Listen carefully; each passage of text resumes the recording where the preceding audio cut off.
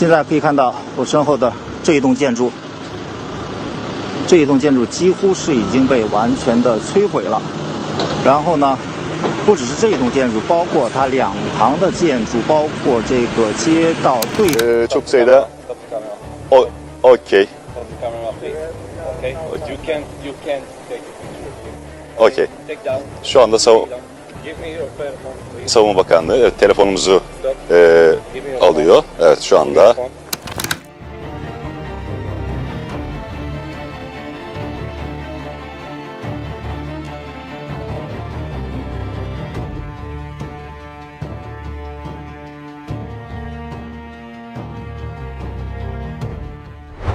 Lihatlah reaksi Trump. Perhatikan bahasa tubuh Trump. Wajah tampak sedih, bahu terkulai dan mata menunduk dengan senyuman nampak hilang.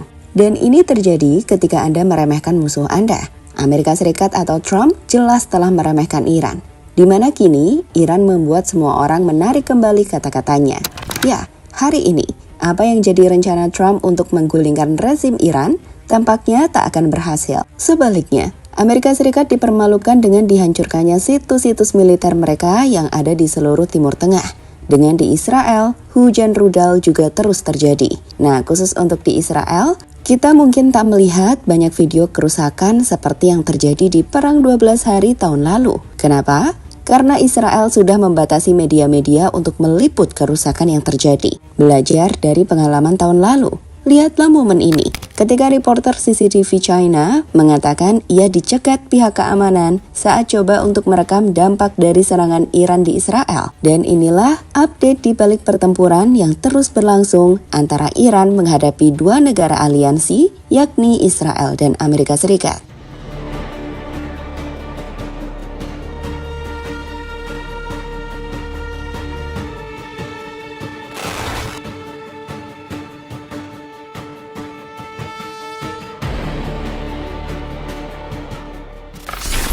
Meskipun serangan Iran di perang kali ini jauh lebih besar dibandingkan perang 12 hari tahun lalu, di mana kehancuran fantastis terjadi di Tel Aviv, Yerusalem, dan banyak kota-kota Israel lainnya.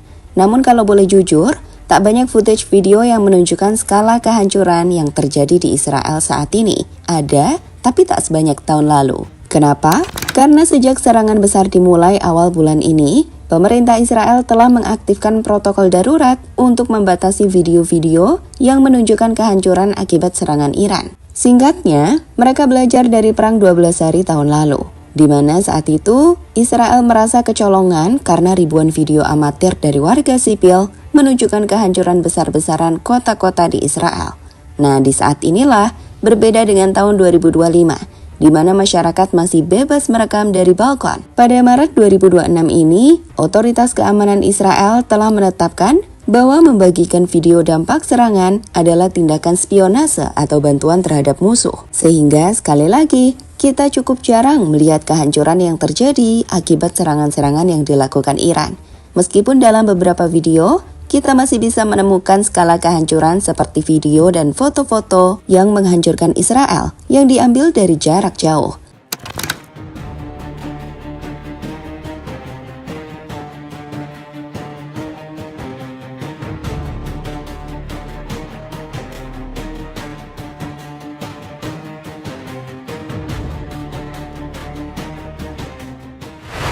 Sekarang lihatlah momen ini. Momen saat wartawan dari CNN nampak dicegat oleh pasukan tentara Israel baru-baru ini.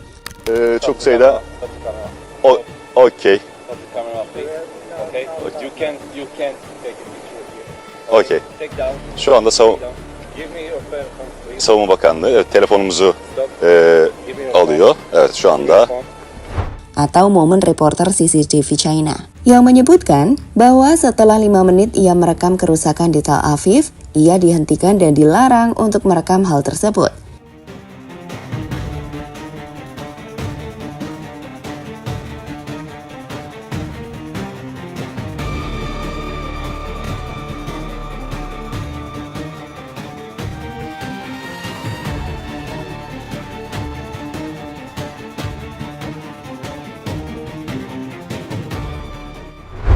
Sebagai info, sejauh ini seperti dilaporkan oleh Bloomberg, Iran sengaja menggunakan gelombang drone murah untuk melumpuhkan pertahanan canggih lawan, di mana 1.200 lebih drone telah diluncurkan sejak pecahnya konflik ini, dengan mayoritas adalah drone murah Shahed. Ya, itu adalah strategi deplesi interceptor, strategi yang bertujuan memaksa Amerika Serikat dan Israel menguras stok rudal pencegat yang mahal, seperti Patriot dan Arrow, untuk menjatuhkan drone murah sehingga menyisakan celah bagi rudal balistik Iran untuk menembus sasaran. Di mana krisis stok rudal pertahanan Amerika Serikat sendiri sudah terjadi di Qatar, di mana hal itu membuat Iran bisa menghancurkan pangkalan-pangkalan militer Amerika Serikat dengan mudah.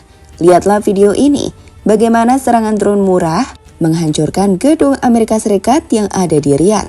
Dengan citra satelit berikut ini, menunjukkan bagaimana Iran menghancurkan 2 terminal satelit di markas besar Armada ke-5 Angkatan Laut Amerika Serikat di Manama, Bahrain.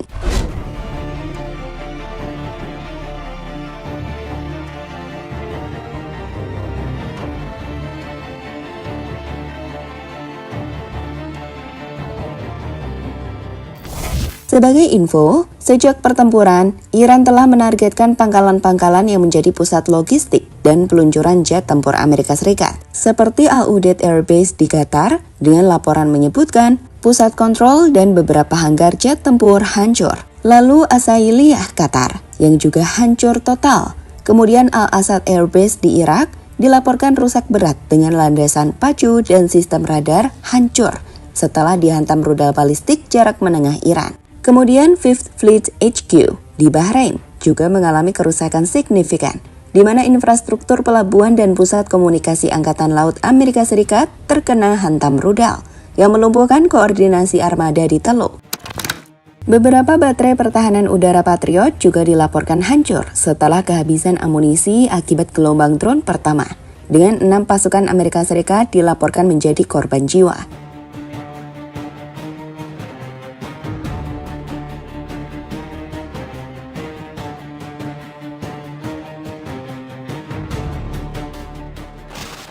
Reaksi misterius Trump. Jika biasanya Trump selalu berbicara angkuh dan sombong, dengan ia selalu percaya diri dengan penuh senyum kemenangan, maka dalam sebuah video yang baru-baru ini viral, yaitu video di mana ia baru saja melakukan briefing bersama Kanselir Jerman Friedrich Merz di Gedung Oval. Maka kita bisa melihat bagaimana wajahnya terlihat lelah atau sedih, bahu agak terkulai, mata menunduk, dan senyum yang biasanya lebar itu hilang sama sekali. Banyak yang menilai ini karena Trump terpukul dengan balasan Iran. Ya, Trump memang mengatakan jika ia terkejut melihat balasan Iran, termasuk ke negara-negara tetangga seperti Kuwait, Qatar, Bahrain, UAE, dan lain-lain. Sekali lagi, Trump memang tidak menduga Iran bisa balas sekuat dan seluas itu.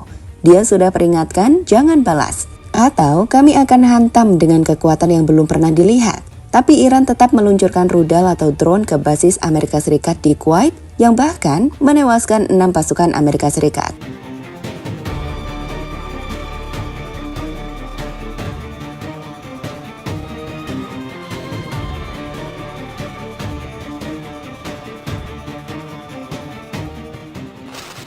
Trump marah ke negara-negara sekutu Eropa.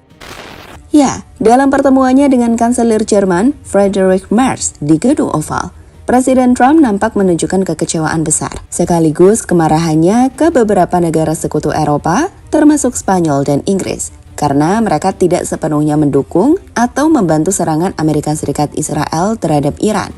Seperti kita tahu, pemerintah Spanyol di bawah PM Pedro Sanchez secara tegas bahkan telah menolak izin penggunaan basis militer Amerika Serikat di Spanyol untuk meluncurkan serangan ke Iran. Spanyol bilang basis itu harus taat hukum internasional dan tidak boleh dipakai untuk agresi ofensif. Dalam interview terbaru, Trump pun menyebut Spanyol sebagai terrible ally atau sekutu yang buruk, di mana Trump juga langsung perintahkan Menteri Keuangan Scott Bessent untuk memotong semua hubungan dagang dan perdagangan dengan Spanyol. Some of the European, like Spain, has been terrible, and now Spain actually said that we can't use their bases, and that's all right. We could use their base if we want. We could just fly in and use it. Nobody's going to tell us not to use it, but we don't have to. But they were unfriendly, And so I told him we don't want to. Spain has absolutely nothing that we need other than great people. They have great people.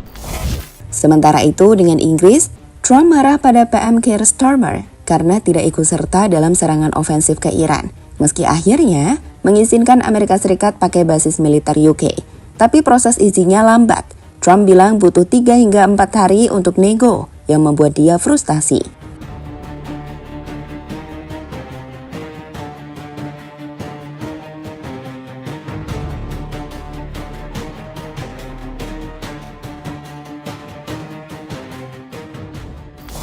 Ya, saat ini tujuan Trump jelas belum tercapai. Laporan dari Bloomberg bahkan menjelaskan bahwa Trump khawatir bahwa pemimpin Iran yang baru akan lebih buruk. Sementara itu, dari dalam negeri, gelombang protes semakin besar pada Trump. Saat ini, Trump telah mengonfirmasi memimpin perang langsung melawan Iran. Ia ingin menang, tapi apakah bisa melakukannya? Yang pasti, Amerika Serikat punya batas waktu. Senjata mereka bukan unlimited yang tak bisa habis, apalagi dengan pembiayaan yang mahal. So, mari kita lihat apa yang terjadi selanjutnya.